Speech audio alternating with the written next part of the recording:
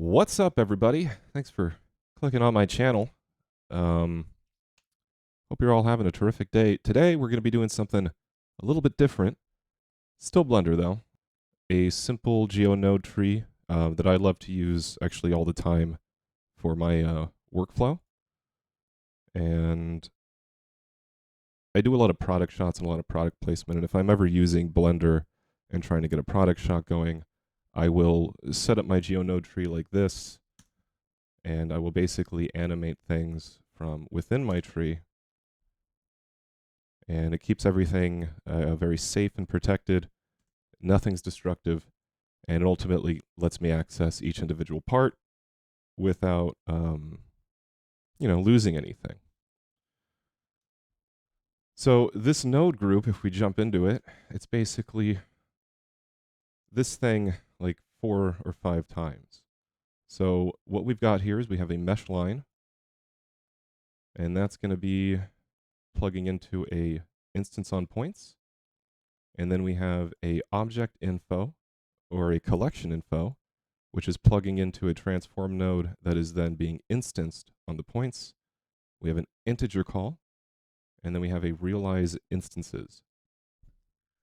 So what this is doing is this is calling one specific item from a collection. And so when we take that whole little group right there and we duplicate it again, if we just change the integer while having the exact same collection, we will be able to call the second object within the collection, and so on and so forth. And when you call the object, you can basically do whatever you need to do with it in GeoNodes, which gives a lot of freedom and a lot of control.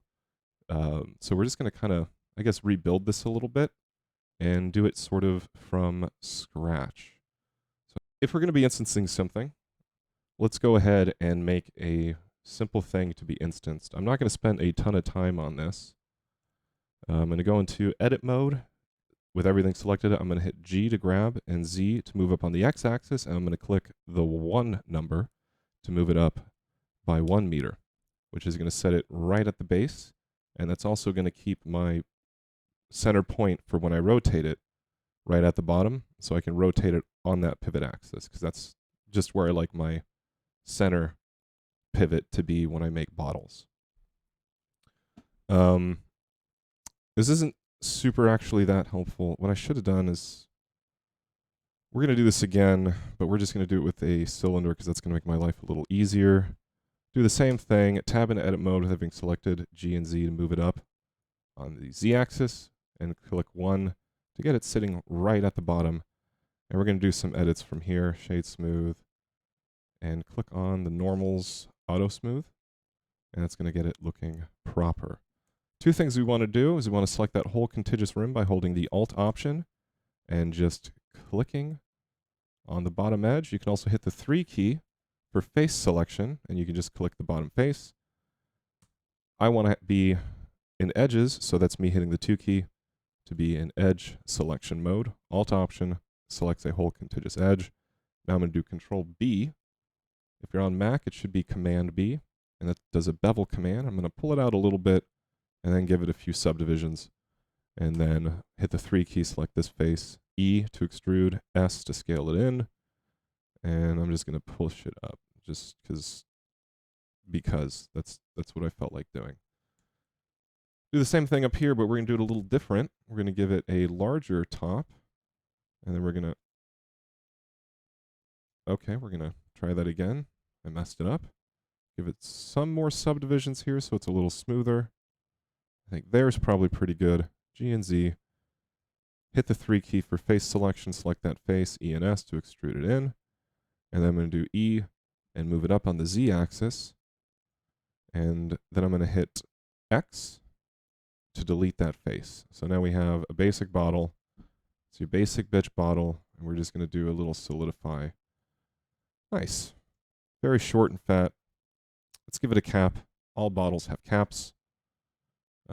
So I want this one to have the same axis. So I'm going to go into edit mode with everything selected. I'm going to move it in here. So I'm not adjusting where its center axis is. I want them all to be on the same, because that will always make everyone's life easier. And we don't need to be super specific about this one. We can honestly just select the top here, and then doing the 2 for edge selection, Alt Option to select the bottom edge, Alt Option Shift to add to that selection, and then we're just going to bevel those out a little bit, and we're going to call that our cap. Now, you can't have a bottle without some good label design on it, so let's just do a simple label. You could do whatever you want. Some people like to shrink wrap a plane. Some people like to do a lot of stuff. I find it's pretty simple if I just duplicate this bottle, go into here.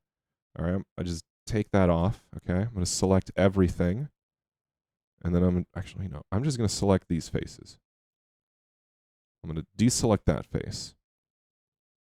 But what might make my life easier if I go over to here, add a vertex group, and click assign. So now when I click A to select everything, I can deselect X, delete faces, and I actually want to get that top rim there too deleted. So I'm going to delete that. And I'm also going to delete that little bottom rim there as well. X, vertices, A, and I'm going to scale it down on the Z. And that's our label. Let's give it a little thickness. So we're going to bring our solidify back in, and we're going to push it out in the 1 offset. And let's bring that back down to a meter. Okay, so we got 3 elements here: container, cap, label. Let's make a collection. We're going to call this bottle to keep track of everything so we keep our lives easy. And let's also name these. Now, for the sake of you having an easier time keeping track of your GeoNodes in the future, I suggest you have anything that requires an image or a graphic image to be wrapped around, like let's say a label. You got a graphic design, and so you want the image to be on this thing. Let's set that to being your first option. That's going to be you want those to be your first calls or your last calls. It's just going to otherwise be easiest to keep track of them.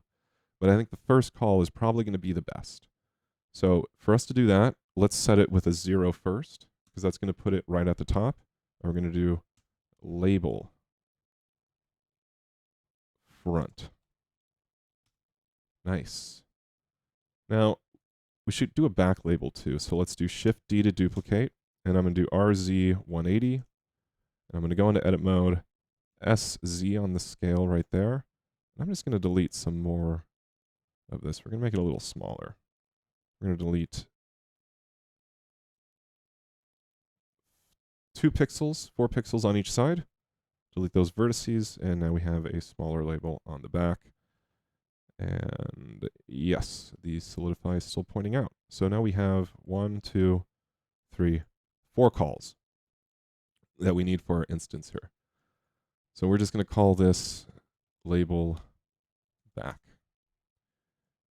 And I do want my front label to be called first.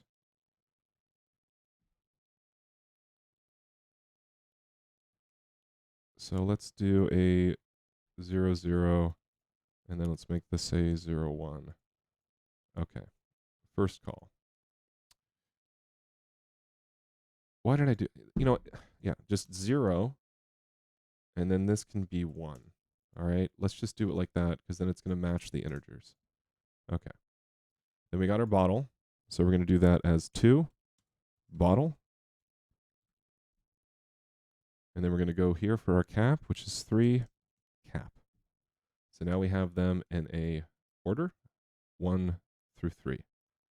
Let's bring all these into our bottle collection, and let's turn them off. So now, let's make some GeoNodes. Let's go over here, create a second window. You're going to come up here and select Geonode Editor. And there's always this menu that pops up. I like to hit the N key, and that just gets rid of that. If you need it back, there's a little button right there that you can push, or you could just hit the N key again. It just gives me more space to work with. With my mouse cursor over here, I'm going to do Shift A to add in a plane, and it doesn't matter. Just leave it there. And we're going to click New. And now we have given our plane a GeoNode system in the modifier panel. So what we want to do is we want to have a single point that we can instance on. So we want to do a mesh line. Let's plug that into our GeoNodes. And we're just going to zero this out.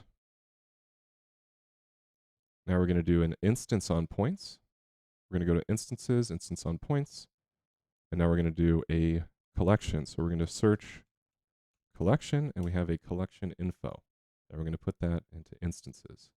Now, there's nothing happening because we haven't given it any data to work with. So let's pick bottle. And now we have the whole collection popping out and existing on a single vertex. So if I were to increase this z amount, actually let me bring that count back to 10, and I were to increase the z, we can actually see that it's 10 bottles stacked on top of each other inside of a line. You know what I mean? Because we have our line, which is a series of 10 points because we've identified the points here, 10, and we have that plugged into our points, our collection into our instance. So every point, it is telling us, hey, put this whole collection on that point. So point 1 through 10. Let's make this 1. So now we have one bottle on one point. But this isn't quite what we want because we want to do individual pieces because we can't really put any materials on this. Like if I come over here to materials, I can do like a new material and be like, hey, let's make it an orange bottle, you know? And even though I'm selected here, we don't have anything here. That's because our GeoNodes don't have any materials identified. So we need to do a set material. And we'll pick that. And it affects everything. Okay? Another problem with this, we're actually going to hold off on that for now, is you might think to yourself, well, the bottles in the collection don't have any materials. Like, what if we just like selected a material, right? You know what I'm saying? And look, it actually does work in the collection. Okay, cool. Yeah, that's fine. But you know the problem is because you're calling it all from a single spot in a instance, all of this geometry will be affected basically the same. Like I can move it like this, but it's affecting everything. If I wanted to affect just one thing in the collection, I have to separate the children and I have to pick instance. Okay? And it's got just the label. So it's calling the first item in the collection from the top down. And if I increase the count here, we can see that we now have a label way up there because my offset needs to be set back to 0. And if I click 3, we're calling in the third item, and now we're calling in the fourth item. So let's set that back to 1, and now we're going to take this, duplicate, do Shift-A, geometry, join geometry. We're going to plug this into here, and now we want it to call a different instance. So, all right, here's the problem. So if I just connect this into here, we have the label. But if I make it 2, now we have both labels. I just want this one to call the other label, but not the first. That's when we need our index node. No, not index node. We need an integer node, which will give us whole numbers that we can plug into our index. So at 0,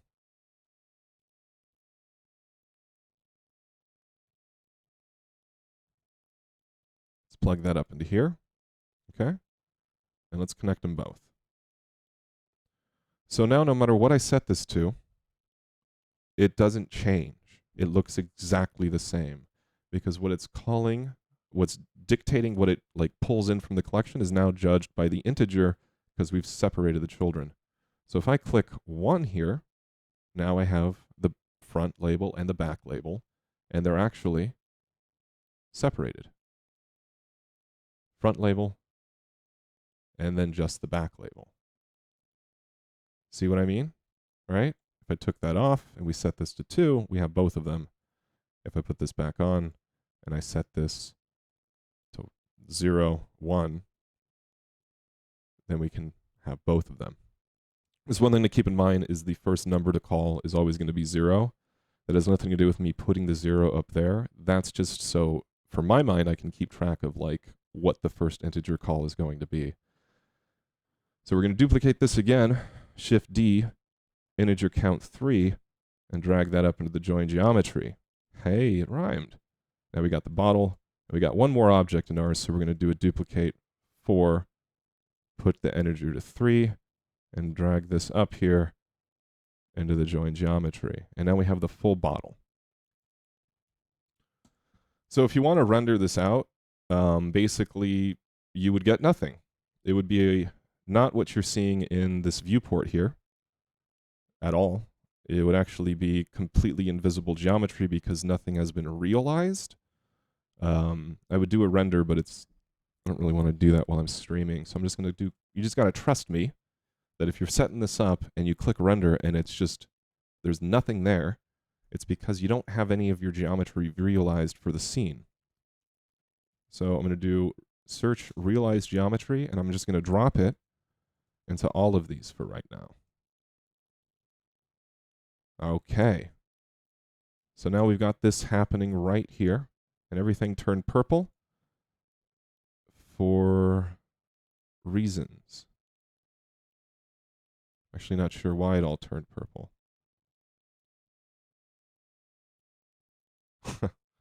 It doesn't matter.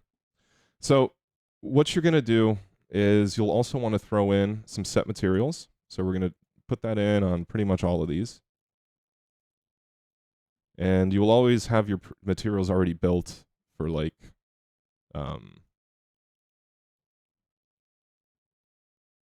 you know, if you put your stuff together and you got this product, you'd already have your materials built so you know which ones to select and how to put them in there. And so now we got our whole bottle, and we can drive everything here with a simple geometry transform. We can control its scale. We can control its rotation. So if I do, oh my God, let me zoom in. Why am I so far out? So if I just insert keyframe and then come out here to 250 and do 360, insert keyframe, and I just click play, we're going to get the bottle spinning around all controlled and like lining up properly with itself. Let me get out of render view so you can see it actually moving. And it's going to go on its course and go through a whole 360 degrees. So it's going to go from position back to position. And I don't know, it's super simple to set up at that point, just in terms of how you want to animate everything. Because when you're doing this, just by sort of not being able to see your numbers, when you get a more complex scene, it can be sort of annoying. And it can get like very confusing about which keyframe is doing what specifically, where if you do it in GeoNodes, you'll have actual node structures where you can see everything that's happening and knowing specifically what like parameter is doing what. So I'm going to do AX and just delete all these keyframes, and I'm just going to make that 0 for now. So one of the other things you can also do, let's just do another instance nodes.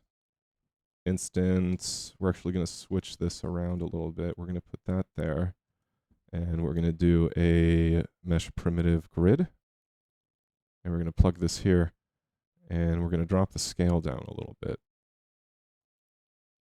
Actually, no, I'm just going to stretch my grid out. So now you can like instance all these, you know, fucking models. Like, who the fuck knows, bro? You know what I'm saying? You can just put a bunch of them in there at this point. Look at all these bottles. You know? It's like, let's make this all a little smaller. I don't think I want this many bottles. Let's just do like 90 bottles. That's still a lot of bottles. And then you can do a set position.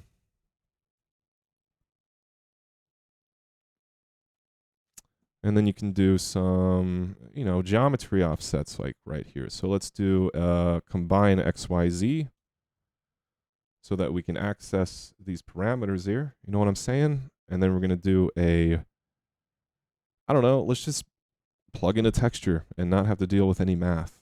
Like, that's pretty fun. Let's just take a wave texture and we're going to plug it.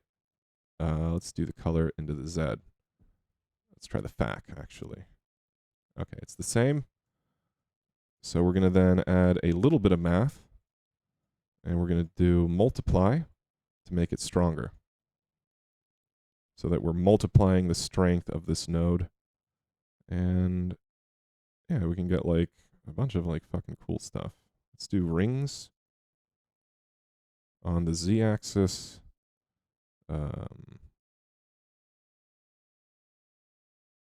Yeah, you just like do whatever. Like, the point is, you can make a bunch of scenes. You can instance your stuff wherever you got. That's kind of all I have to say for this whole tree. It's just very simple mesh line, single count, and then it's calling your collections, and then you're isolating the instance, separating the children, keeping it original, and then you've got an integer command for your instance. And you can also just take this stuff and do it like this. And then when you go to your modifiers here, you've actually got the collection here. And you can actually just set it up without having to have your GeoNodes open at all.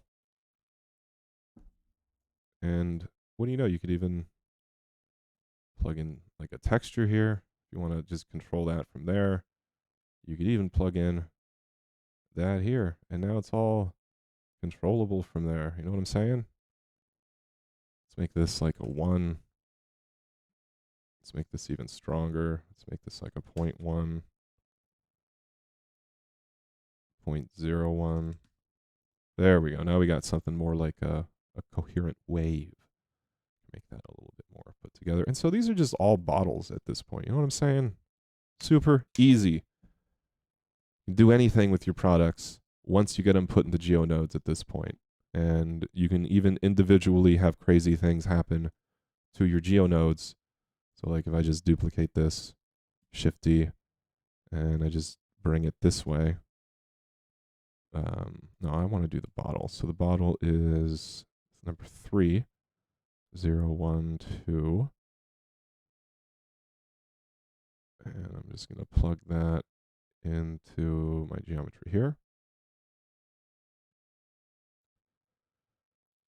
Now you've got a wave modifier affecting all your bottles. And it's fully procedural.